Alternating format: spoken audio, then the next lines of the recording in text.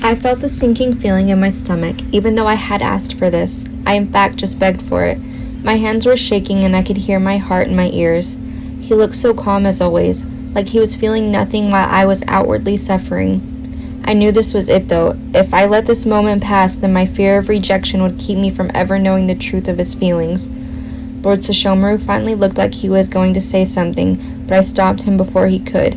I need to know why you saved me that day in the forest, Lord Sesshomaru. His eyes slightly widened before his face returned back to a calm and emotionless front. I know we don't speak of these things, out loud at least, but I'm aware of your feelings towards humans. In the beginning of my travels with you, I made note of your comments of them, and I often heard you and Inuyasha speak of your disdain for them. Yet, despite your ill feelings towards humans, you have never treated me with anything less than respect.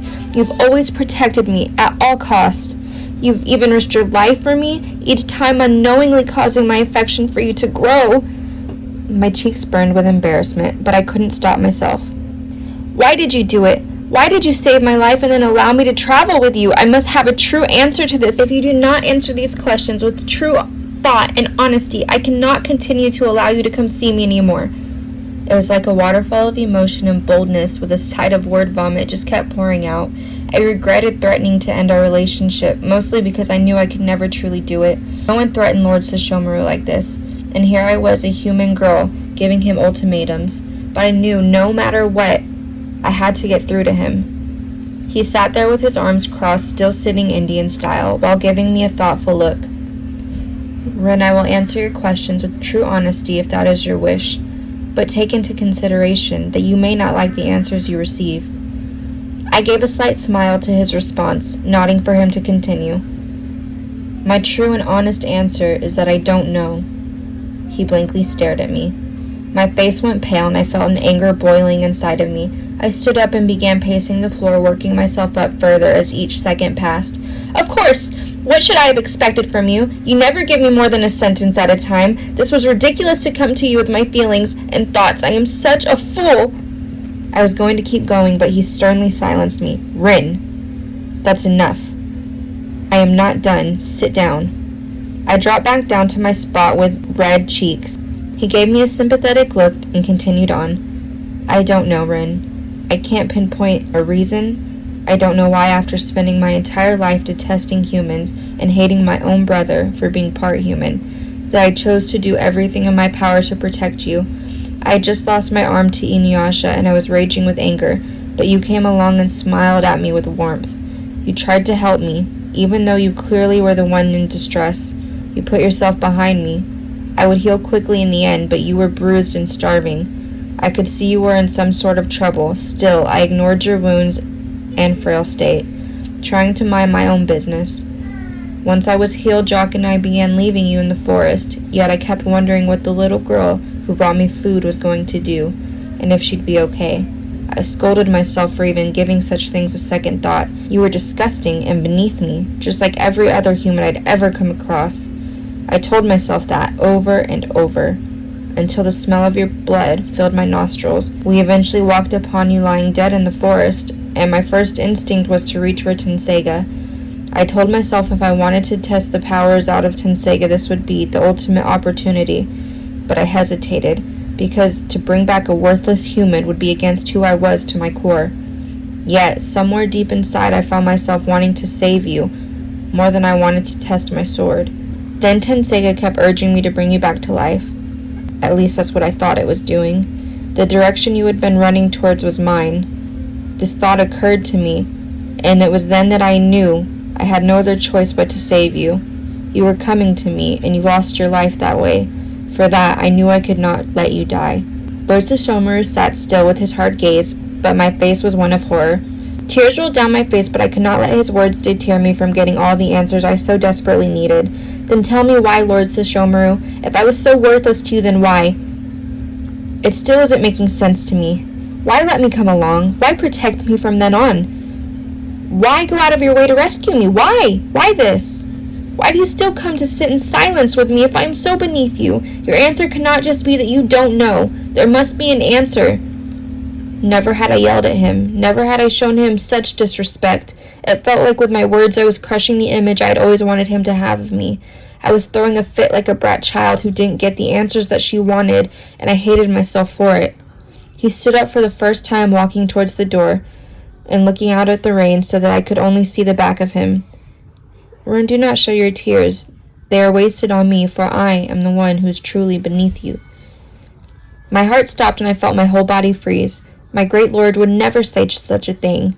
Lord Sesshomaru, I whispered in disbelief. Rin, I am not fond of humans. It isn't my nature to despise them. But you are not merely a human to me. You are my friend, and I never have had a true friend in all of my life. Jockin swore to serve me in exchange to rule an empire with me. And while I no doubt deep down care for my little green friend, he was always a servant first. You followed me because you just wanted to be by my side, and when I would leave you behind, you expressed such worry for me despite my great powers. I always knew you would take care of yourself when I was away because you were a strong child. I respected that a little human girl was holding her own, day in and day out with demons.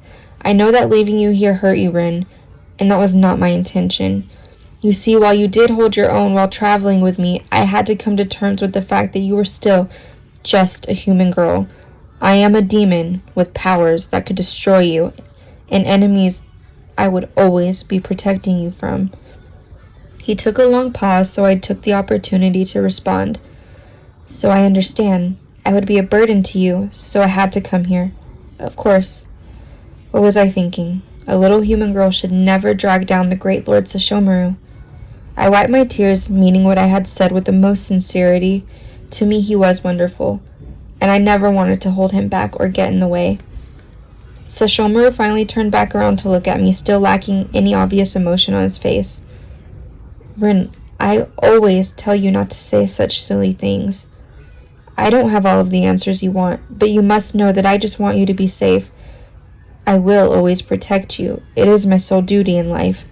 But I could not forgive myself if I one day failed, if I thought with absolute certainty that nothing would happen to you. If you came with me, I would give you the option to travel with me again. You are safest here, though. I came to terms with that long ago.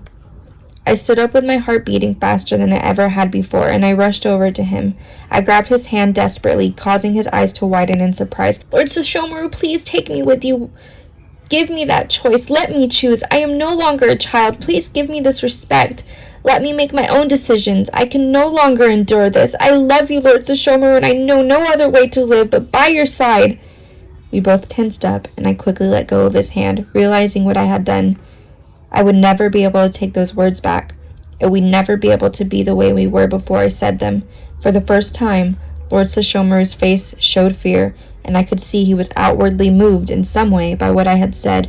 I wanted to run away and take it back, but it was true, and it always would be. I worked up the courage and shakily grabbed his hand again. Let me come home with you, Lord Sesshomaru, please. I pleaded with tears rolling down my cheeks. I spent years wanting him to know my feelings, and it was finally here. He squeezed my hand in response and cut my cheek with his other. I couldn't believe this was happening. To have him show me this affection was all that I had ever dreamt of. But in an instant, my hope flashed before my eyes. He looked at me with sad eyes before letting go of me, turning back around. Rin, I will not made a human. Please put those foolish thoughts aside. You are to stay here permanently. I will be watching from afar as long as you live. Always know that, my friend. And just like that, he was gone, and I fell to my knees, soaking my kimono with tears.